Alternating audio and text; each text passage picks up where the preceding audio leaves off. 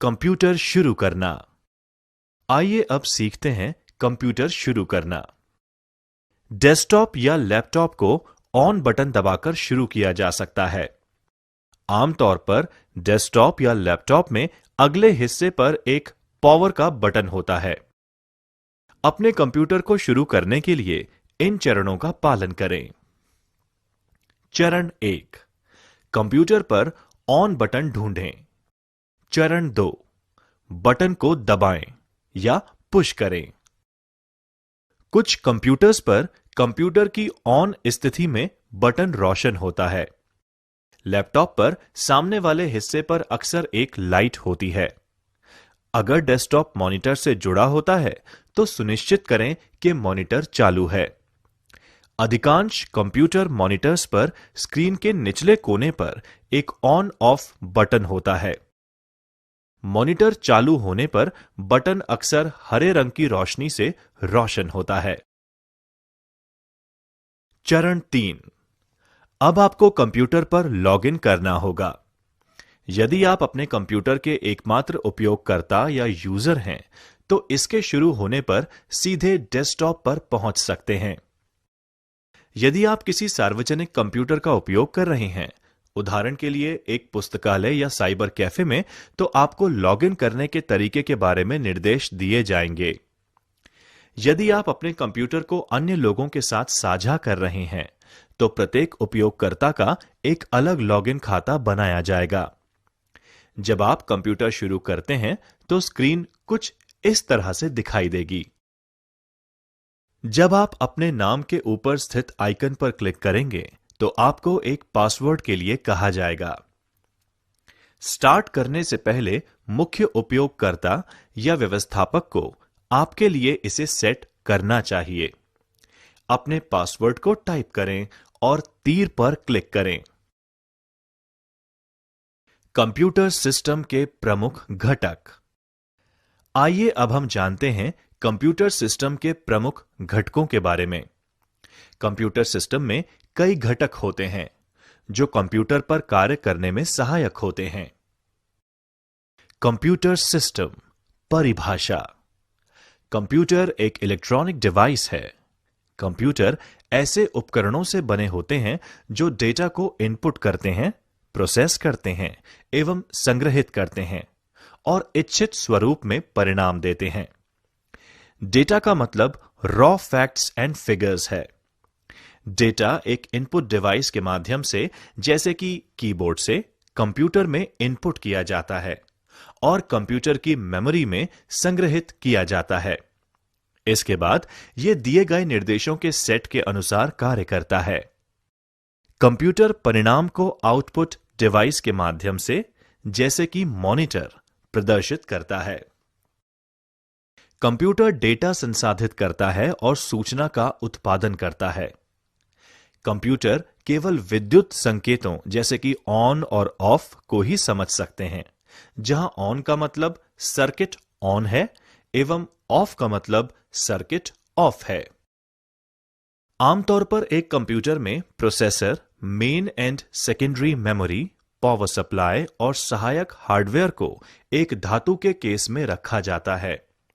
इनमें से अधिकांश घटक कंप्यूटर के मुख्य सर्किट बोर्ड से जुड़े होते हैं, जिन्हें मदरबोर्ड कहा जाता है। बिजली की आपूर्ति ज्यादातर घटकों के लिए बिजली आपूर्ति घटक करती है। सभी बाहरी उपकरण जैसे कि कीबोर्ड, मॉनिटर आदि केस के पीछे कनेक्टर्स के माध्यम से जुड़े होते हैं। कंप्यूटर सिस्टम के प्रमुख हार्डवेयर घटक हैं processor, input device, output device, main memory, secondary memory. Processor एक इलेक्ट्रॉनिक डिवाइस है जो सिलिकॉन वर्क का बना होता है एवं एक सिलिकॉन वर्क लाखों छोटे विद्युत भागों का बना होता है। एक प्रोसेसर में अरबों ट्रांजिस्टर हो सकते हैं। यह सिस्टम के भीतर मौलिक कंप्यूटिंग करता है और सीधे या परोक्ष रूप से अन्य सभी घटकों को नियंत्रित करता है। प्रोसेसर को कभी-कभी केंद्रीय प्रोसेसिंग यूनिट या सीपीयू भी कहा जाता है। एक कंप्यूटर में एक विशेष प्रकार का प्रोसेसर होता है, जैसे कि Pentium, Intel core i3, i5, i7, Xenon या स्पार्क प्रोसेसर। सॉफ्टवेयर घटक। आइए अब हम जानते हैं सॉफ्टवेयर घटक के बारे में। कंप्यूटर सिस्टम के सॉफ्टवेयर घटक की कोई भौतिक उपस्थिति नहीं होती। वे डिजिटल मेमोरी में डिजिटल रूप से संग्रहित होते हैं। ये डेटा और कंप्यूटर प्रोग्राम हैं। कंप्यूटर प्रोग्राम प्रोसेसर के लिए निर्देश हैं, जबकि डेटा एक प्रोग्राम की जरूरत है। डेटा कई तरह के हो सकते हैं, जैसे अल्फाबेटिक डेटा, संख्यात्मक डेटा, इमेजेस, ऑडियो डेटा इत्यादि। अब हम एक एक करके एक कंप्यूटर सिस्टम के सभी घटकों के बारे में जानेंगे। इनपुट डिवाइस के साथ शुरुआत करते हैं। सबसे अधिक इस्तेमाल किए जाने वाले इनपुट डिवाइस हैं कीबोर्ड, पॉइंटिंग उपकरण, स्कैनर और ऑडियो उपकरण जैसे माइक्रोफोन। इससे पहले कि हम इसके बारे में जानना शुरू करें, आइए रमेश और सुरेश के बीच की ये बातचीत सुन लें। हेलो रमेश। हाय सुरेश। तुम कहीं खोए हुए लग रहे हो, क्या हुआ? हाँ सुरेश, मैं इनपुट और आउटपुट डिवाइस में थोड़ा कंफ्यूज हूँ, तुम मेरी कुछ मदद करो ना। ठीक है रमेश, रुको, मैं एक उदाहरण के माध्यम से तुम्हें समझाता हूं। मानव शरीर का उदाहरण लें तो सूचना आंख, कान, नाक, जीभ और त्वचा के माध्यम से मस्तिष्क में प्रवेश करती है। इसी प्रकार एक कंप्यूटर में इनपुट डिवाइस जैसे कीबोर्ड, माउस आदि के माध्यम से जानकारी प्रवेश करती है। तो मान लो अगर मैं टीवी देख रहा हूँ तो उस केस में रिमोट कंट्रोल और उसके बटन इनपुट डिवाइस होने चाहिए। बिल्कुल सही कहा। इसके अलावा मॉनिटर और स्पीकर आउटपुट डिवाइस हैं, जिसके माध्यम से हम एक कंप्यूटर या टीवी से जानकारी प्राप्त कर सकते हैं। प्रिंटर भी एक आउटपुट डिवाइस है, क्योंकि ये आपको प्रिंट आउटपुट देता है। एक सेकंड रुको, तो इंसान के मस्तिष्क के बारे में क्या कहोगे? ये इनपुट डिवाइस है या आउटपुट डिवाइस? इनमें से कोई भी नहीं है। हमारा मस्तिष्क सिर्फ एक सीपीयू की तरह है, जो इनपुट और आउटपुट डिवाइस को जोड़ता है। कल्पना करो, अगर तुम सीपीयू से कीबोर्ड या प्रिंटर अलग कर दो, तो क्या कीबोर्ड से कंप्यूटर को इनपुट दे सकोगे? क्या तब भी तुम्हें कंप्यूटर से प्रिंट आउट मिलेगा? नहीं, मुझे नहीं लगता। बिल्कुल सही। सभी इनपुट और आउटपुट डिवाइस का सीपीयू से जुड़ा होना जरूरी है, जो उन्हें नियंत्रित करता है। इनपुट डिवाइस के द्वारा दी गई जानकारी को प्रोसेस करता है और आउटपुट डिवाइस को परिणाम भेजता है।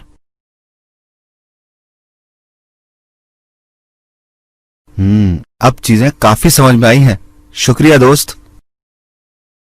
आइए अब कीबोर्ड के बारे में जानते हैं। कीबोर्ड सबसे अधिक इस्तेमाल किए जाने वाला इनपुट डिवाइस है। ये एक टाइपराइटर जैसा उपकरण है, जो अक्षर, अंक और कमांड टाइप करने के लिए प्रयोग में लिया जाता है।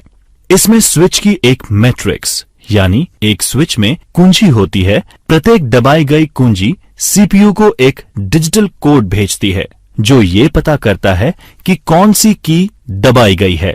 कंप्यूटर डिजिटल कोड को डिकोड कर दबाई गई कुंजी का निर्धारण करते हैं। अब हम कीबोर्ड लेआउट के बारे में सीखते हैं। आप अलग अलग कीज के बारे में जानने के साथ साथ इसे अपने कंप्यूटर पर दबाकर प्रत्येक की के वास्तविक कार्य को समझ सकते हैं और देख सकते हैं कि वह की दबाने पर कंप्यूटर में क्या होता है।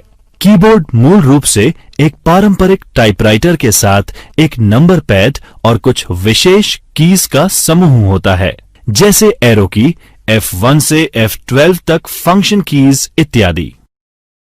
Navigation keys. नेविगेशन कीज जो कि कीबोर्ड पर स्थित होती हैं, ये कर्सर को आसपास स्क्रीन पर स्थानांतरित करने के लिए प्रयोग की जाती हैं। इनमें 4 arrow keys, page up, page down, home और एंड शामिल हैं। इसके अलावा फंक्शन कीज भी होती हैं, जो एप्लीकेशन के अनुसार विभिन्न कार्यों के लिए शॉर्टकट होती हैं। F1 की सामान्यतः हेल्प के लिए एक स्टैंडर्ड शॉर्टकट है, जो सभी एप्लीकेशंस में लगभग यही कार्य करता है। कीबोर्ड में सामान्यतः 12 फंक्शन कीज होती हैं। विंडोज की विंडोज ऑपरेटिंग सिस्टम का उपयोग करने वाले कंप्यूटर के कीबोर्ड पर एक कुंजी होती है। इस की पर विंडोज लोगो प्रदर्शित होता है। इस की को कंट्रोल और ऑल्ट के बीच रखा गया है और इस पर क्लिक करने पर विंडोज में स्टार्ट मेन्यू प्रदर्शित हो जाता है। कंट्रोल ऑल्ट की को कॉम्बिनेशन की भी कहा जाता है क्योंकि इन्हें अन्य कीज के साथ दबाने पर कुछ निश्चित कार्य किए जा सकते हैं। टॉगल की वह की जो दो अलग अलग इनपुट मोड के बीच इनपुट को टॉगल करता है उसे टॉगल की कहा जाता है। ये एक लाइट स्विच के समान है जिससे लाइट को ऑन या ऑफ किया जाता है। सबसे सामान्य टॉगल की में caps lock, num lock, scroll lock और इंसर्ट की सम्मिलित हैं। कैप्स और लोअर केस यानी छोटे अक्षर और अपर केस यानी कैपिटल अक्षर के बीच शब्दों को टॉगल करता है। नम लॉक इनपुट को लेटर और नंबर में टॉगल करता है। अब कीबोर्ड पर उपस्थित कुछ स्पेशल कीज पर एक नजर डालते हैं। विंडोज की से विंडोज में स्टार्ट मेन्यू प्रारंभ होता है। अन्य विशेष कुंजी में इनपुट डिवाइस की एक अन्य श्रेणी है पॉइंटिंग डिवाइस, जो एक इनपुट इंटरफेस है जिसकी मदद से एक उपयोगकर्ता कंप्यूटर में डेटा दर्ज कर सकता है। ग्राफिकल यूजर इंटरफेस यानी GUI माउस या अन्य उपकरण को डेस्कटॉप की सतह पर घुमाकर वे माउस के स्विच एक्टिवेट कर उपयोगकर्ता यानी यूजर को कंप्यूटर को नियंत्रित करने और डेटा उपलब्ध कराने में मदद करता है। पॉइंटिंग डिवाइस के हलचल के संकेत स्क्रीन पर माउस की हलचल या अन्य दृश्य सूचक से मिलता है। पॉइंटिंग डिवाइस के सामान्य कार्यों में पॉइंट क्लिक वे ड्रैग ड्रॉप आते हैं। कुछ प्रचलित पॉइंटिंग डिवाइस हैं mouse, track ball, touch pad, track point, graphics tablet, joystick और टच स्क्रीन। पॉइंटिंग डिवाइस एक USB पोर्ट के माध्यम से कंप्यूटर से जुड़े होते हैं। माउस सबसे लोकप्रिय पॉइंटिंग डिवाइस है। पहले माउस में एक बॉल होती थी जो कि माउस के निचले भाग की सतह पर रोल होती थी। जैसे ही हम माउस को हिलाते हैं उसमें मौजूद आंतरिक रोलर्स बॉल के मूवमेंट को सेंस करके माउस कॉर्ड यानी माउस केबल के माध्यम से कंप्यूटर को सूचना भेजते हैं। आजकल ऑप्टिकल माउस का प्रचलन है जिसमें रोलिंग बॉल का उपयोग नहीं किया जाता है, बल्कि इसके स्थान पर एक लाइट और छोटे सेंसर का उपयोग किया जाता है जो मेज की सतह के एक छोटे से भाग से माउस को मूवमेंट का पता लगाने के लिए इस्तेमाल होता है। यह तार रहित या वायरलेस माउस रेडियो तरंगों के माध्यम से कंप्यूटर के साथ संचार बनाए रखता है। माउस को एक हाथ से संचालित इलेक्ट्रॉनिक डिवाइस भी कहा जा सकता है जो कि आपके कंप्यूटर स्क्रीन पर कर्सर को नियंत्रित करता है जब आप इसे चारों ओर एक माउस पैड पर घुमाते हैं। माउस में स्क्रॉल व्हील्स भी होते हैं जो कि GUI के साथ काम करने में सहायक सिद्ध हो सकते हैं। पारंपरिक PC माउस में 2 बटन होते हैं जबकि मैकिन्टॉश माउस में एक ही बटन होता है। जैसे जैसे हम आगे बढ़ेंगे आप ऑपरेटिंग सिस्टम पर माउस के वास्तविक उपयोग के बारे में सीखेंगे। टच पैड छोटे, फ्लैट, आयताकार पॉइंटिंग डिवाइस होते हैं जो दबाव और गति के प्रति संवेदनशील होते हैं। आजकल अधिकांश लैपटॉप कंप्यूटर्स में एक टचपैड पॉइंटिंग डिवाइस होती है। यूजर टचपैड की सतह पर उंगली को फिराकर या फिसलाकर स्क्रीन पर कर्सर को एक जगह से दूसरी जगह मूव करते हैं। Left and right click button pad के नीचे स्थित होते हैं। टचपैड इस्तेमाल करने के लिए माउस की अपेक्षा बहुत कम जगह की जरूरत पड़ती है। ट्रैक पॉइंट कुछ नोटबुक कंप्यूटर जैसे IBM थिंकपैड में टच पैड के लिए भी जगह नहीं होती। ऐसे में अंदर अक्सर एक ट्रैक पॉइंट होता है जो कि कीबोर्ड की कीज के बीच समाहित एक छोटी रबर प्रोजेक्शन होती है। ट्रैक पॉइंट एक छोटे जॉयस्टिक की तरह कार्य करता है जिसे कर्सर की स्थिति को नियंत्रित करने के लिए इस्तेमाल किया जाता है। ट्रैक बॉल भी एक स्थिर पॉइंटिंग डिवाइस की तरह ही होता है जिसमें बॉल टॉप पर या साइड में स्थित होती है। हम ट्रैक बॉल को रोल करने के लिए उंगलियों का प्रयोग करते हैं और आंतरिक रोलर्स इस मूवमेंट को सेंस करके निर्देशों को कंप्यूटर तक पहुंचाते हैं। ट्रैक बॉल डेस्क पर स्थिर बनी रहती है और इसकी वजह से हमें ट्रैक बॉल का उपयोग करने के लिए बहुत ज्यादा जगह की जरूरत भी नहीं होती। आजकल ऐसे ऑप्टिकल ट्रैक बॉल उपलब्ध हैं जिनमें रोलर्स की जरूरत नहीं होती है और व्हील्स के गंदे होने की भी कोई समस्या नहीं होती। जॉयस्टिक भी पॉइंटिंग डिवाइस है जो अक्सर कंप्यूटर गेम और सिम्युलेटर में इस्तेमाल किया जाता है। जॉयस्टिक्स और खेल नियंत्रकों के विभिन्न प्रकार बाजार में उपलब्ध हैं। Graphics tablet, digitiser, digital drawing tablet, pen tablet, digital art board एक कंप्यूटर इनपुट डिवाइस हैं जो कि एक विशेष कलम की तरह दिखने वाले स्टाइल्स के साथ हाथ से चित्र, एनिमेशन और ग्राफिक्स बनाने के लिए एक उपयोगकर्ता को सक्षम बनाता है। यह एक व्यक्ति द्वारा पेंसिल और कागज के साथ चित्र बनाने के समान है। इन टैबलेट्स को डेटा या हस्तलिखित हस्ताक्षर कैप्चर करने के लिए भी इस्तेमाल किया जा सकता है। यह एक कागज के टुकड़े से चित्र का पता लगाने के लिए भी इस्तेमाल किया जा सकता है। एक स्कैनर मुद्रित पृष्ठ या प्रिंटेड पेज ग्राफिक का डिजिटलीकरण करता है। उसको छोटे छोटे पिक्सेल्स वाली इमेज अलग अलग ब्राइटनेस एवं कलर के साथ में परिवर्तित करके कंप्यूटर को संचारित यानी ट्रांसमिट करता है। स्कैनर के 3 मुख्य प्रकार होते हैं: flat bed scanner, sheet fed scanner और हैंडहेल्ड स्कैनर। छात्रों, अब इन स्कैनर्स के मुख्य फीचर्स को समझते हैं। फ्लैट बेड एक स्कैनर या फोटोकॉपी मशीन का एक प्रकार है जो दस्तावेज या अन्य वस्तुओं को स्कैन करने के लिए एक फ्लैट कांच की सतह का उपयोग करता है। अधिकांश फ्लैट बेड स्कैनर में एक एडजस्टेबल ढक्कन होता है जो कि मैगजीन, किताबें और अन्य मोटी वस्तुओं को स्कैन करने के लिए उठाया जा सकता है। शीट फेड स्कैनर, जिसे एक ऑटोमेटिक दस्तावेज स्कैनर या एडीएफ स्कैनर के रूप में भी जाना जाता है, एक डिजिटल इमेजिंग सिस्टम है जिसे विशेष रूप से पेपर के अलग अलग शीट को स्कैन करने के लिए बनाया गया है। इसका व्यापक रूप से व्यवसायों द्वारा कार्यालय दस्तावेजों को स्कैन करने के लिए उपयोग होता है और कभी-कभी पुस्तकों को स्कैन करने के लिए अभिलेखागार और पुस्तकालयों द्वारा प्रयोग किया जाता है। शीट फेड स्कैनर्स की उनके द्वारा हैंडल किए जाने वाले कागज के वजन और आकार, ड्यूटी साइकिल रेटिंग, गति प्रति मिनट पृष्ठों की और ड्यूप्लेक्स क्षमता के संदर्भ में तुलना की जा सकती है। हैंडहेल्ड स्कैनर वह है जिसे हाथ से स्कैन की जाने वाली वस्तु के ऊपर से घुमाया जा सकता है। हैंडहेल्ड स्कैनर समकक्ष डेस्कटॉप स्कैनर की तुलना में छोटे और कम महंगे होते हैं, लेकिन आंशिक रूप से उपयोगकर्ता की निपुणता पर निर्भर करते हैं जो स्कैनर को कागज के ऊपर से घुमाते हैं।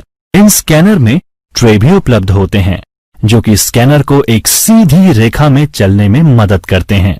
बारकोड अलग अलग मोटाई वाली लाइनों का एक सेट होता है जो एक नंबर दर्शाते हैं। बारकोड रीडर बारकोड से डेटा इनपुट के लिए उपयोग किया जाता है। दुकानों में अधिकांश उत्पादों पर बारकोड होती है। आप किसी भी स्थानीय डिपार्टमेंटल स्टोर पर जाकर इसका साक्षात उदाहरण देख सकते हैं। बारकोड रीडर बारकोड की लाइनों पर प्रकाश की बीम डालता है और कितनी प्रकाश की मात्रा वापस रिफ्लेक्ट होती है उसके आधार पर बारकोड का नंबर पढ़ता है। ऑप्टिकल रिकग्निशन डिवाइस अक्षर, अंक और कोड को पढ़ने के लिए प्रकाश स्रोत का उपयोग करता है और फिर उन्हें डिजिटल डेटा में बदल देता है। OCR, OMR और barcode reader optical recognition device के प्रकार हैं। OCR स्कैनर आपने अक्सर दुकानों, इसी तरह MICR magnetic ink character reader वह तकनीक है जिसमें मशीन मुद्रित संख्यात्मक डेटा को पहचानने के लिए चुंबकीय स्याही का इस्तेमाल करती है। MICR रीडर कैरेक्टर का पता लगाकर उन्हें डिजिटल डेटा में परिवर्तित करते हैं। हालांकि ऑप्टिकल तरीकों OCR पुरानी MICR टेक्नोलॉजी की तरह जटिल है, पर चुंबकीय स्याही का अभी भी प्रयोग किया जाता है। यह धोखाधड़ी को रोकने का कार्य करता है क्योंकि एक फोटोकॉपी चेक को चुंबकीय स्याही के साथ प्रिंट नहीं किया जाएगा। इसका मतलब इसका इस्तेमाल बैंक चेक और डिपॉजिट। Optical mark reader. आइए अब जानते हैं ऑप्टिकल मार्क रीडर के बारे में। ये एक विशेष स्कैनर है जो पेंसिल या पेन द्वारा किए गए निशान के एक पूर्व निर्धारित प्रकार की पहचान करने के लिए उपयोग होता है। सबसे आम उदाहरण परीक्षाओं में प्रयोग किए जाने वाली उत्तर पुस्तिका OMR उत्तर पुस्तिका को स्कैन कर आउटपुट के रूप में परिणाम का उत्पादन करने के लिए प्रयोग किया जाता है।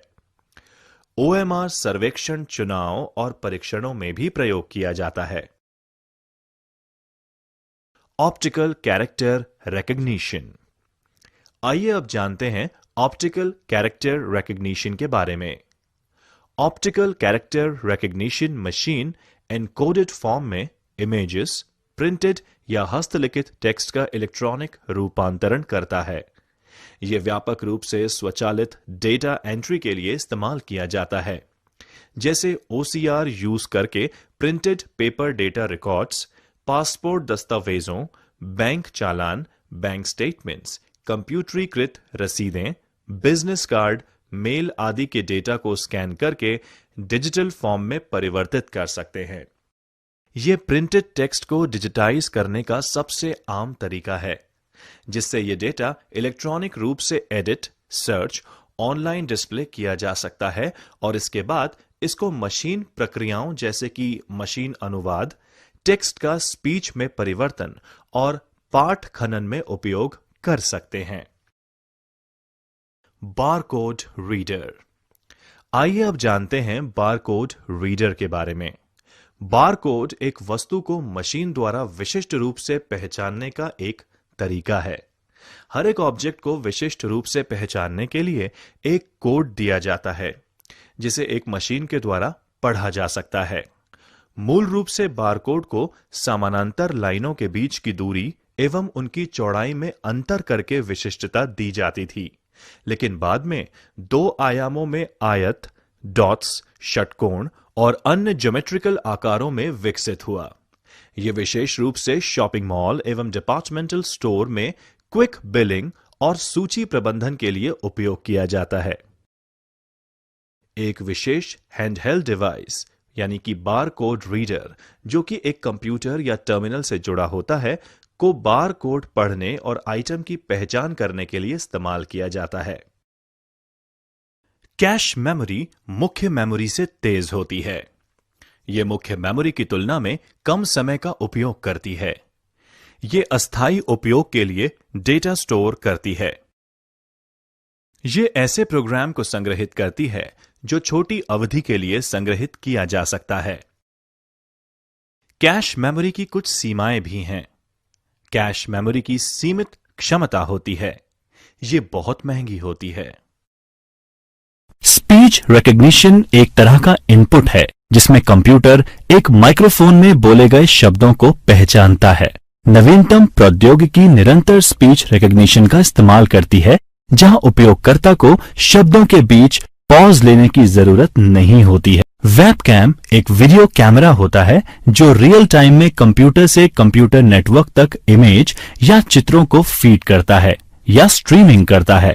जब कंप्यूटर से वीडियो स्ट्रीम कैप्चर की जाती है, उसे कंप्यूटर पर सेव करके देखा जा सकता है, दूसरे सिस्टम या नेटवर्क पर भेजा जा सकता है, जैसे इंटरनेट या ईमेल के साथ अटैचमेंट के रूप में। एक दूरस्थ स्थान के लिए भेजा गया वीडियो स्ट्रीम उस कंप्यूटर पर सेव किया जा सकता है, डाउनलोड करके देखा जा सकता है या कहीं और भी भेजा जा सकता है। एक आईपी कैमरा जो ईथरनेट या वाईफाई का उपयोग करके कंप्यूटर से जुड़ता है, के विपरीत एक वेबकैम आमतौर पर एक यूएसबी या इसी तरह के किसी अन्य केबल द्वारा कंप्यूटर से जोड़ा जाता है या लैपटॉप अथवा कंप्यूटर हार्डवेयर में इनबिल्ट आता है।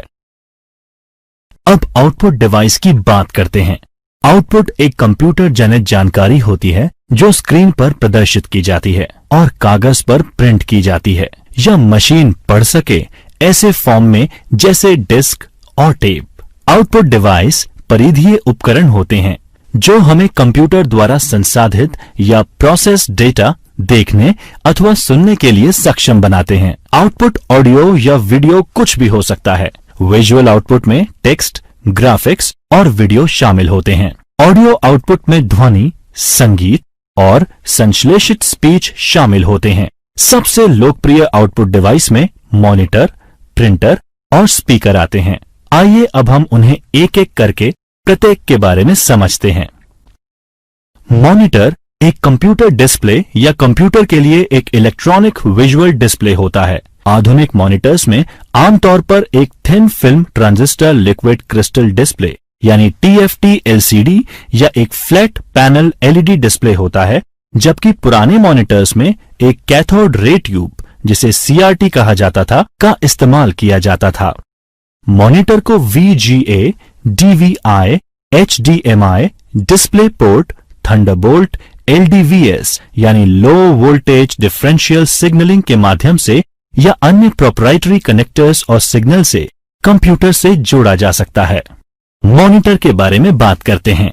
CRT यानी कैथोड रे ट्यूब ऐसे कंप्यूटर मॉनिटर पर या टीवी में एक डिस्प्ले स्क्रीन के रूप में एक वैक्यूम ट्यूब का इस्तेमाल होता है। ट्यूब के एक अंत पर फास्फोरस की कटिंग होती है, जिस पर जब इलेक्ट्रॉन भिड़ते हैं तो प्रकाश का उत्सर्जन होता है। अतीत में CRT कंप्यूटर डिस्प्ले टर्मिनल के लिए एक लोकप्रिय शब्द था। आज मॉनिटर सही शब्द है, क्योंकि कंप्यूटर डिस्प्ले बहुत समय पहले से ही CRT से पलायन कर LCD पैनल पर शिफ्ट हो चुके हैं। इसी तरह फ्लैट पैनल टीवी भी अब CRT का उपयोग नहीं करते। एक फ्लैट पैनल मॉनिटर आमतौर पर कंप्यूटर, टैबलेट, स्मार्टफोन या टीवी से आउटपुट को दिखाने के लिए एक LCD यानी लिक्विड क्रिस्टल डिस्प्ले स्क्रीन का उपयोग करता है। सबसे पहले वाले फ्लैट पैनल 1980 के मध्य में लैपटॉप में इस्तेमाल किए गए थे और आज LCD कंप्यूटर डिस्प्ले के लिए एक मानक यानी स्टैंडर्ड है। टीवी देखने के लिए LCD, LED, OLED तकनीक प्रतिस्पर्धा कर रहे हैं और अब प्लाज्मा टीवी नहीं बनाए जाते। LCD और LED सबसे व्यापक रूप से इस्तेमाल किए जाते हैं और OLED नवीनतम तकनीक है। LED यानी लाइट एमिटिंग डायोड और प्लाज्मा डिस्प्ले भी फ्लैट पैनल टेक्नोलॉजी में आते हैं, लेकिन LCD कंप्यूटर में इस्तेमाल के लिए सबसे लोकप्रिय है, विशेष रूप से लैपटॉप में इस्तेमाल के लिए। Flat panel display CRT monitor की तुलना में बहुत छोटा और हल्का होता है। नवीनतम LCD स्क्रीन पारदर्शी थिन फिल्म ट्रांजिस्टर यानी TFT का इस्तेमाल करता है, जो प्रत्येक पिक्सेल को नियंत्रित करता है, जिससे तस्वीर की गुणवत्ता और देखने के एंगल में बहुत सुधार हो रहा है।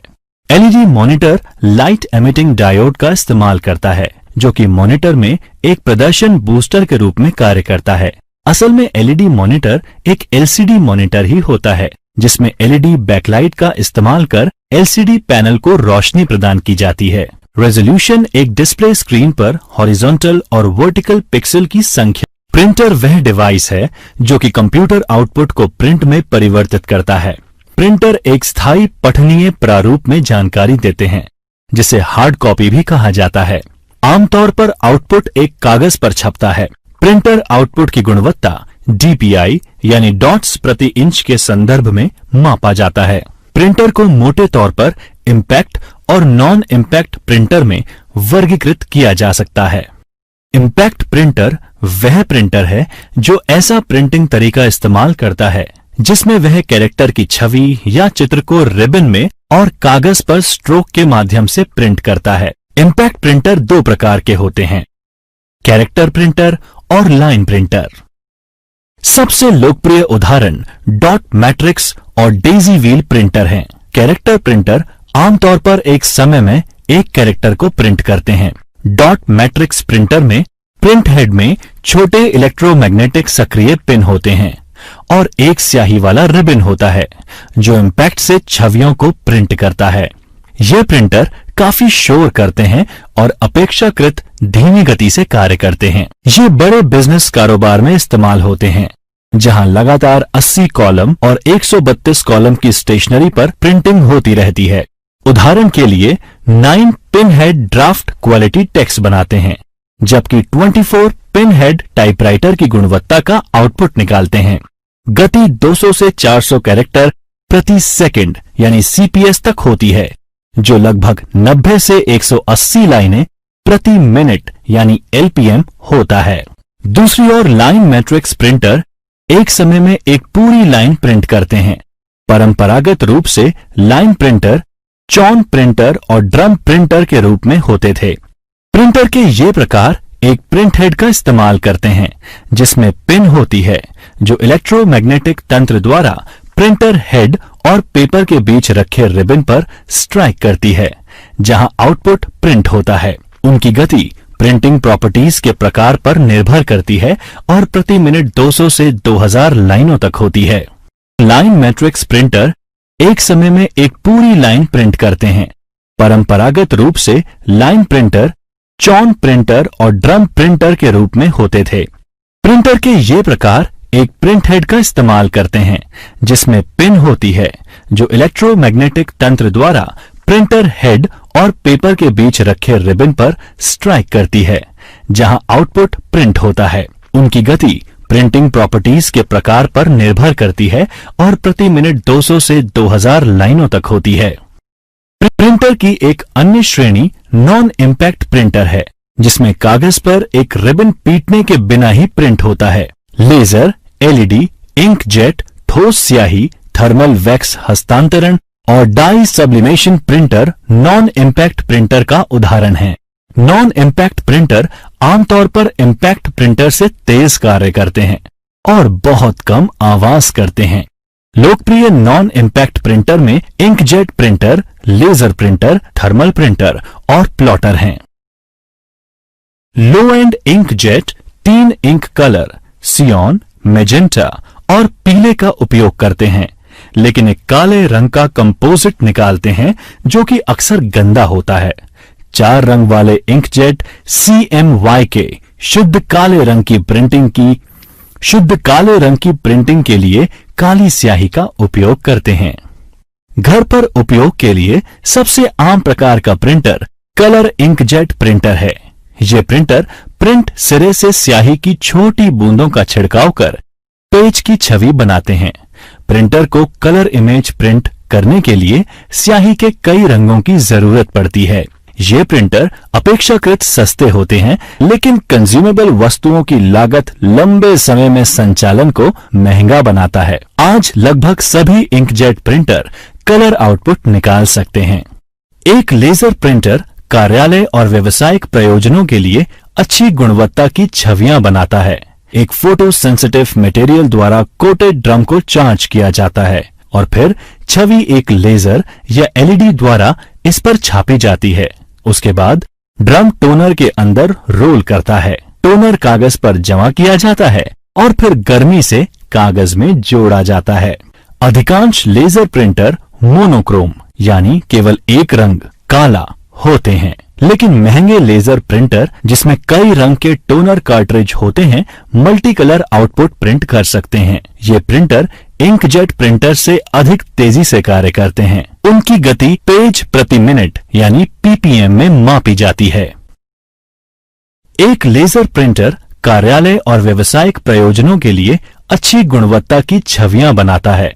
एक फोटो सेंसिटिव मटेरियल द्वारा कोटेड ड्रम को चार्ज किया जाता है और फिर छवि एक लेजर या एलईडी द्वारा इस पर छापी जाती है। उसके बाद ड्रम टोनर के अंदर रोल करता है। टोनर कागज पर जमा किया जाता है और फिर गर्मी से कागज में जोड़ा जाता है। अधिकांश लेजर प्रिंटर मोनोक्रोम यानी केवल एक रंग काला होते हैं लेकिन महंगे लेजर प्रिंटर जिसमें कई रंग के टोनर कार्ट्रिज होते हैं मल्टी कलर आउटपुट प्रिंट कर सकते हैं। ये प्रिंटर इंकजेट प्रिंटर से अधिक तेजी से कार्य करते हैं। उनकी गति पेज प्रति मिनट यानी PPM में मापी जाती है। डायरेक्ट थर्मल प्रिंटर एक मध्यम से कम रेजोल्यूशन वाला प्रिंटर होता है जिसमें कोटेड पेपर इस्तेमाल होता है जो गर्मी लगने पर डार्क हो जाता है। कागज को हीटिंग तत्वों की एक पंक्ति से पास किया जाता है जो कागज को जलाकर डॉट्स बना देते हैं। ये आमतौर पर बारकोड प्रिंटर और अन्य स्पेशलिटी प्रिंटर जैसे ATM से स्लिप प्रिंट करने के लिए इस्तेमाल किया जाता है। ये व्यापक रूप से पुरानी फैक्स मशीन में भी इस्तेमाल किया जाता था। प्रिंटिंग लागत अधिक होने के कारण इसे केवल पेशेवर डिजाइन के काम के लिए इस्तेमाल किया जाता है। प्लॉटर उच्च गुणवत्ता वाले वेक्टर ग्राफिक्स यानी engineering, drawing, building plan, circuit diagram आदि कंप्यूटर के नियंत्रण में प्रिंट करने के लिए उपयोग किया जाता है। वे इंक पेन या इंक जेट का उपयोग ग्राफिक्स या चित्र बनाने के लिए करते हैं। आमतौर पर इनमें ड्रम प्लॉटर और फ्लैट बेड प्लॉटर होते हैं। ये काले और सफेद या कलर में प्रिंट करते हैं और कुछ तो 6 फीट चौड़े कागज पर भी प्रिंट कर सकते हैं। क्या आप जानते हैं, पोर्ट्रेट ओरिएंटेशन में एक प्रिंटआउट की लंबाई ज्यादा होती है, जिसमें जानकारी कागज के कम चौड़ाई वाले भाग में छपती है। इसके विपरीत लैंडस्केप प्रिंटआउट की चौड़ाई ज्यादा होती है, जानकारी कागज के ज्यादा चौड़े हिस्से पे छपती है। स्पीकर भी आउटपुट डिवाइस है जो एनालॉग ऑडियो सिग्नल्स को सुनने लायक बनाने के लिए उसे हवा कंपन में बदलते हैं। जब सीआरटी मॉनिटर स्टैंडर्ड थे, तब कंप्यूटर के लिए डिजाइन किया गया स्पीकर सीआरटी के चुंबकीय तार के साथ चुंबकीय हस्तक्षेप से बचने के लिए शील्ड किया जाता था। स्पीकर मल्टीमीडिया कंप्यूटर का एक हिस्सा होता है। स्पीकर में एम्पलीफायर होते हैं जो ध्वनि उत्पन्न करने के कंपन करते हैं और ऑडियो आउटपुट देते हैं। प्रोजेक्टर एक उपकरण है जो कि एक सफेद या चांदी के कपड़े या स्क्रीन पर, जैसे दीवार, छत या अन्य स्क्रीन, इस पर कंप्यूटर आउटपुट प्रोजेक्ट करता है। ये व्यापक रूप से शिक्षा और स्लाइड प्रेजेंटेशन के लिए उपयोग किया जाता है। प्रोजेक्टर मुख्य रूप से फिल्में प्रदर्शित करने के लिए तैयार किए गए हैं। लोगों की एक बड़ी संख्या को कंप्यूटर आउटपुट दिखाने के लिए मल्टीमीडिया प्रोजेक्टर का इस्तेमाल किया जाता है। ये प्रेजेंटेशन दिखाने और कॉर्पोरेट बैठकों के लिए कक्षाओं और ऑडिटोरियम में प्रयोग किया जाता है। कुछ ऐसे उपकरण भी हैं जो इनपुट और आउटपुट दोनों के लिए इस्तेमाल किए जाने की क्षमता रखते हैं। लोकप्रिय इनपुट आउटपुट डिवाइस हैं फैक्स मशीन, मल्टी फंक्शन उपकरणों यानी MFD, touch screen display, digital कैमरे इत्यादि। फैक्स मशीन एक दस्तावेज को 0 और 1 की एक श्रृंखला, जिसे बिटमैप के नाम से भी जाना जाता है, में परिवर्तित करता है, जिसे सामान्य कंप्यूटर डेटा की तरह स्थानांतरित किया जा सकता है। रिसीवर साइट पर एक फैक्स मशीन भेजे गए डेटा को प्राप्त करता है, 0 और 1 की श्रृंखला को पुनः डॉट्स में तब्दील करता है और तस्वीर बनाता है। इस प्रकार ये दोनों इनपुट और आउटपुट डिवाइस के रूप में कार्य करते हैं। मल्टी फंक्शन डिवाइस बहुत सारे कार्य करने की क्षमता रखते हैं, जो कि उसके बिना अलग अलग परिधीय उपकरणों के द्वारा करने पड़ते हैं। एक मल्टी फंक्शन डिवाइस में एक प्रिंटर, एक स्कैनर और एक फोटोकॉपी में से एक न्यूनतम 2 परिधीय उपकरण होते हैं। इस तरह के डिवाइस का उदाहरण एक मल्टी फंक्शन प्रिंटर है। मोडेम एक उपकरण है जो टेलीफोन लाइन पर प्राप्त एनालॉग संकेतों को डिजिटल संकेत में बदलता है, जो कि एक कंप्यूटर के लिए इनपुट के रूप में इस्तेमाल किया जा सकता है। इसी तरह यह एक कंप्यूटर से प्राप्त जानकारी को बदलकर टेलीफोन लाइनों पर पहुंचाता है। आप मोडेम के बारे में अधिक इंटरनेट सीखते टाइम जानेंगे। एक कंप्यूटर मेमोरी एक मानव मस्तिष्क की तरह ही होती है। ये डेटा और जानकारी स्टोर करने के लिए प्रयोग की जाती है। कंप्यूटर मेमोरी एक स्टोरेज जगह है जहां प्रोसेस करने के लिए डेटा और निर्देशों को रखा जाता है। मेमोरी मुख्य रूप से 3 प्रकार की होती है: primary memory, main memory, secondary memory और कैचे मेमोरी। कैचे मेमोरी, जिसे सीपीयू कैचे भी कहा जाता है, एक मेमोरी बैंक है जो मुख्य स्मृति और प्रोसेसर के बीच ब्रिज का काम करता है। कैचे मेमोरी एक बहुत ही उच्च गति वाली सेमीकंडक्टर मेमोरी है जो सीपीयू और मुख्य मेमोरी में तेजी ला सकती है। ये डेटा और प्रोग्राम के उन हिस्सों को स्टोर रखती है जो अक्सर सीपीयू द्वारा उपयोग में लिया जाता है। डेटा और प्रोग्राम के कुछ हिस्से ऑपरेटिंग सिस्टम द्वारा डिस्क से कैचे मेमोरी में ट्रांसमिट होते हैं, जहां से सीपीयू उन तक पहुंच सकते हैं। निर्देश और डेटा लुक अहेड एल्गोरिथम का उपयोग कर कैश लाइन कहे जाने वाले फिक्स ब्लॉक में मुख्य मेमोरी से कैश में स्थानांतरित किए जाते हैं। Primary memory. आइए अब जानते हैं कंप्यूटर की प्राइमरी मेमोरी के बारे में। प्राइमरी मेमोरी केवल उन डेटा और निर्देश को जमा करके रखती है जिस पर वर्तमान में कंप्यूटर काम कर रहा है। जब बिजली बंद हो जाती है तब यह मेमोरी डेटा खो देती है।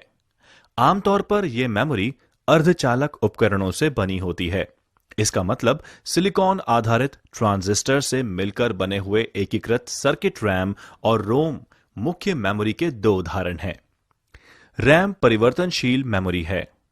फ्लैश मेमोरी रोम, प्रोम, प्रोग्रामेबल रोम, ईपी रोम, इरेजेबल प्रोम नॉन वॉलेटाइल मेमोरी के उदाहरण हैं।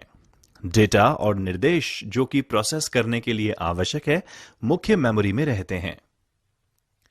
मुख्य मेमोरी की विशेषताएं। यह कंप्यूटर के काम करने वाली मेमोरी है। इसकी गति मुख्य मेमोरी से भी तेज होती है। एक कंप्यूटर प्राइमरी मेमोरी के बिना नहीं चल सकता। रैम यानी रैंडम एक्सेस मेमोरी किसी भी कंप्यूटर, स्मार्टफोन या टैबलेट की मुख्य मेमोरी है। रैम अस्थायी कार्यक्षेत्र है जहां डेटा प्रोसेस होता है और निर्देशों का पालन होता है।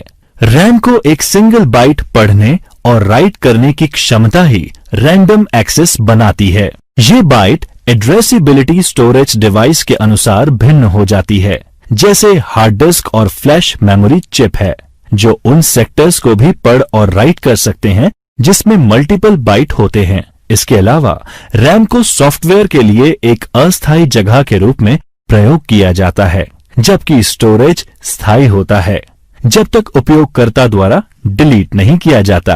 रैम के प्रकार हैं डायनेमिक रैम यानी डी रैम और स्टैटिक रैम यानी एस रैम। रोम रीड ओनली मेमोरी एक मेमोरी चिप है जो कि स्थायी रूप से निर्देश और डेटा स्टोर करते हैं। स्टोर की जाने वाली सामग्री चिप निर्माण की प्रक्रिया के अंतिम चरण में मास्किंग बनाई जाती है और इसे बदला नहीं जा सकता। स्टैंड अलोन रोम चिप्स और माइक्रो कंट्रोलर चिप्स में रोम बैंकों का इस्तेमाल असंख्य एप्लीकेशन के लिए कंट्रोल रूटीन धारण करने के लिए किया जाता है। रोम भी व्यापक रूप से पुराने पीसी में बायोस होल्ड करने के लिए और वीडियो गेम में प्लग इन कार्ट्रिज के लिए इस्तेमाल किया गया। रोम यानी रीड ओनली मेमोरी के प्रकार हैं पी रोम, ईपी रोम और ईईपी रोम। पी रोम यानी प्रोग्रामेबल रोम एक स्थायी मेमोरी चिप है जिसमें कंटेंट चिप निर्माता के बजाय ग्राहक द्वारा बनाया जाता है या प्रोग्राम किया जाता है। ये रोम चिप से अलग है जो निर्माण के समय में बनाई जाती है। पी रोम स्टोरेज के लिए इस्तेमाल होते हैं जब उनके कंटेंट को बदलने की आवश्यकता नहीं होती, लेकिन कई अनुप्रयोगों में ईपी रोम और ईईपी रोम के लिए रास्ता दे दिया गया है जिन्हें पुनः प्रोग्राम किया जा सकता है। ईपी रोम यानी इरेजेबल प्रोग्रामेबल रोम एक रीराइटेबल मेमोरी चिप है जो कि बिना पावर या बिजली अपना कंटेंट स्टोर कर सकती है। ईपी रोम चिप्स को सर्किट बोर्ड पर रखे जाने से पहले एक बाहरी प्रोग्रामिंग डिवाइस पर लिखा जाता है। चिप को एक महंगी चीनी मिट्टी से बने चिप पैकेज की आवश्यकता होती है जिसमें एक छोटी सी क्वार्ट्ज विंडो होती है जो अपारदर्शी चिपचिपे टेप के साथ कवर की जाती है। पुनः प्रोग्रामिंग के लिए चिप को सर्किट बोर्ड से निकाला जाता है, टेप निकाल दिया जाता है और इसे लगभग 20 मिनट के लिए एक अल्ट्रावायलेट यानी यूवी प्रकाश के नीचे रखा जाता है। ईईपी रोम यानी इलेक्ट्रिकली इरेजेबल प्रोग्रामेबल रोम एक रीराइटेबल मेमोरी चिप है जो बिना पावर या बिजली के बिना अपना कंटेंट रखती है। ईईपी रोम राइट स्तर पर बिट या बाइट एड्रेसेबल होते हैं, जिसका मतलब है फिर से डेटा राइट करने से पहले बिट या बाइट को मिटाना जरूरी होता है। फ्लैश मेमोरी में जो ईईपी रोम से विकसित हुआ और वास्तुकला में लगभग समान है, डेटा राइट करने से पहले बाइट के पूरे ब्लॉक को मिटाना होता है। इसके अलावा ईईपी रोम आमतौर पर निर्देश और डेटा की छोटी मात्रा को स्टोर करने के लिए इस्तेमाल होते हैं, जबकि फ्लैश मेमोरी मॉड्यूल गीगाबाइट में डेटा स्टोर कर सकते हैं। इसीलिए डिजिटल कैमरे के स्टोरेज और हार्ड डिस्क रिप्लेसमेंट में इस्तेमाल किए जाते हैं। सेकेंडरी स्टोरेज माध्यमों के विभिन्न प्रकार होते हैं।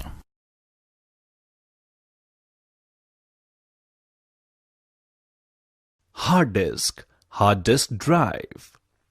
आइए अब जानते हैं कंप्यूटर की हार्ड डिस्क के बारे में, जो कि सेकेंडरी मेमोरी होती है। ये एक डेटा भंडारण डिवाइस है जिसका उपयोग कर डेटा भंडारण या डिजिटल इंफॉर्मेशन रिट्रीव करने के लिए किया जाता है।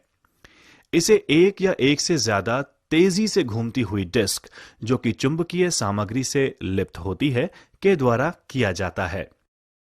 प्लेटर्स की सतह पर जानकारी को लिखने और पढ़ने के लिए प्लेटर्स को चुंबकीय हेड्स के साथ रखा जाता है, जो एक चलती आर्म पर व्यवस्थित होता है।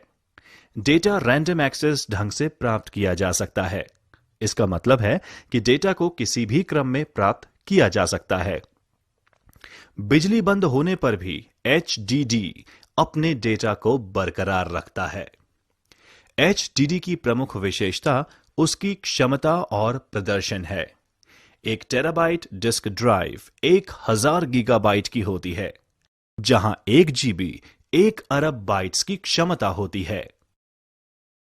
डिस्क ड्राइव की परफॉर्मेंस कितने समय में कितना डेटा रिट्रीव किया गया उसके अनुसार मापी जाती है, जैसे डेटा रेट।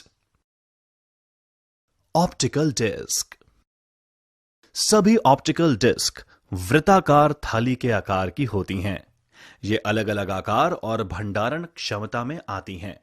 सबसे लोकप्रिय ऑप्टिकल डिस्क है WORM यानी CDR, CDR-W, DVD और ब्लू-रे डिस्क।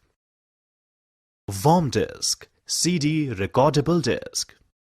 वॉर्म का मतलब राइट वंस रीड मैनी या कॉम्पैक्ट डिस्क रिकॉर्डेबल है। CD रिकॉर्डिंग ड्राइव के माध्यम से वॉर्म डिस्क या CDR डिस्क्स में हम एक बार ही डेटा को स्टोर कर सकते हैं। इन डिस्क में डेटा को पढ़ने के लिए लेजर बीम तथा डिस्क की सतह पर गड्ढे बनाकर लिखा जाता है। Compact disc read write. ये वॉर्म डिस्क के समान है, लेकिन आप इसमें सूचनाएं कई बार मिटा और लिख सकते हैं। Digital versatile disc. ये एक ऑप्टिकल स्टोरेज डिवाइस है जो कि CD जैसा दिखाई देती है, लेकिन इनकी भंडारण क्षमता 4.7 GB से 8.5 GB तक होती है। DVD को एकल परत डिस्क या डबल परत डिस्क के रूप में वर्गीकृत किया जा सकता है। यह अधिकतर उच्च गुणवत्ता वाली फिल्मों और ऑडियो फाइल्स के भंडारण के लिए प्रयोग किया जाता है। Blu ray disc. ये भविष्य में मौजूदा DVD की जगह ले सकती है। ये डिस्क भी अतिरिक्त क्षमता, उच्च घनत्व डेटा स्टोर करने के साथ रिकॉर्डिंग के लिए लेजर बीम का उपयोग करती है। इसकी भंडारण क्षमता 50 GB से 500 GB है। Pen drive, flash memory. ये एक छोटा सा पोर्टेबल डिवाइस जो USB पोर्ट के माध्यम से एक कंप्यूटर से जुड़ सकता है। यहां तक कि जब यह कंप्यूटर से जुड़ा नहीं होता, तब भी डेटा को संग्रहित रख सकता है। यह आसानी से डिस्कनेक्ट हो जाता है और सुरक्षित रूप से कहीं पर भी ले जाया जा सकता है। Smart media card. यह इन दिनों डिजिटल कैमरे के इस्तेमाल में सबसे लोकप्रिय है और एक पोर्टेबल क्रेडिट कार्ड की तरह है। Secure digital card. यह दूसरी पीढ़ी मल्टीमीडिया कार्ड है। इसमें डेटा को लॉक और रक्षा करने की क्षमता है। इसके 2 संस्करण हैं। Mini SD card. यह स्मार्टफोन में डेटा भंडारण की आवश्यकता को पूरा करता है। Micro SD card. यह मिनी SD मेमोरी कार्ड से छोटा होता है तथा उसकी सभी विशेषताएं उसमें उपलब्ध होती हैं। विंडोज 10 में कंप्यूटर सिस्टम कॉन्फ़िगरेशन की जांच करना। आइए सीखते हैं विंडोज 10 में कंप्यूटर सिस्टम कॉन्फ़िगरेशन की जांच करना।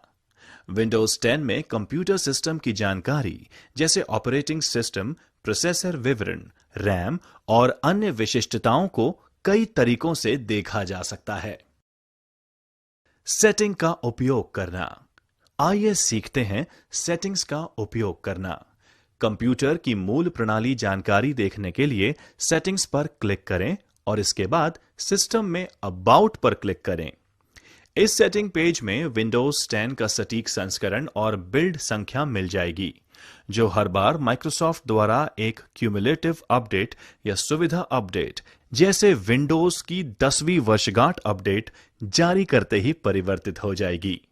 सेटिंग्स में सिस्टम का प्रकार, सटीक प्रोसेसर और मेमोरी भी देख सकते हैं। सिस्टम सूचना का उपयोग करना। आइए सीखते हैं सिस्टम सूचना का उपयोग करना। सिस्टम इंफॉर्मेशन सबसे अच्छे टूल्स में से एक है, जिसका उपयोग कंप्यूटर की संपूर्ण प्रणाली विशिष्टताओं को देखने के लिए किया जा सकता है। सिस्टम इंफॉर्मेशन खोलने के लिए ये करें। स्टार्ट मेन्यू खोलें, MS Info 32 या सिस्टम इंफॉर्मेशन खोजें और एंटर दबाएं। सिस्टम की जानकारी पूरे सिस्टम विवरण के साथ एक रिपोर्ट के रूप में संग्रहित की जा सकती है। यह तब उपयोगी हो सकता है जब हार्डवेयर कार्य करना बंद कर दे, ताकि यह जाना जा सके कि कंप्यूटर के अंदर क्या है। एक रिपोर्ट बनाने के लिए निम्नलिखित कार्य करें। सिस्टम इंफॉर्मेशन खोलें, वह जानकारी चुनें जिसे आप निर्यात करना चाहते हैं। उदाहरण के लिए, यदि सिस्टम समरी का चयन करते हैं तो सिस्टम की जानकारी के हर हिस्से को निर्यात कर सकते हैं। हालांकि यदि केवल कंप्यूटर के ग्राफिक कार्ड विवरणों को निर्यात करना चाहते हैं तो केवल डिस्प्ले का चयन कर सकते हैं। फाइल पर क्लिक करें, एक्सपोर्ट पर क्लिक करें। फाइल को सेव करने के लिए स्थान को ब्राउज करें, एक वर्णनात्मक नाम दर्ज करें और कार्य को पूरा करने के लिए सेव पर क्लिक करें। रिपोर्ट एक टेक्स्ट फाइल में उपलब्ध होती है, जिसे किसी भी टेक्स्ट व्यूअर के साथ खोल सकते हैं, यहां तक कि स्मार्टफोन पर भी। कमांड प्रॉम्प्ट का उपयोग करना। आइए सीखते हैं कमांड प्रॉम्प्ट का उपयोग करना। कमांड प्रॉम्प्ट का उपयोग करने के लिए निम्न चरणों का पालन करें। स्टार्ट मेन्यू खोलें और कमांड प्रॉम्प्ट की खोज करें। कमांड प्रॉम्प्ट पर राइट क्लिक करें और एडमिनिस्ट्रेटर के रूप में रन चुनें। सिस्टम इन्फो कमांड टाइप करें और एंटर दबाएं। जब ऊपर दी गई कमांड रन होती है तो हार्डवेयर और ऑपरेटिंग सिस्टम के बारे में विस्तृत जानकारी मिलती है, जिसमें विंडोज और उसके अपडेट की जानकारी, मेमोरी और नेटवर्क अडेप्टर का विवरण और अन्य जानकारी शामिल होती है।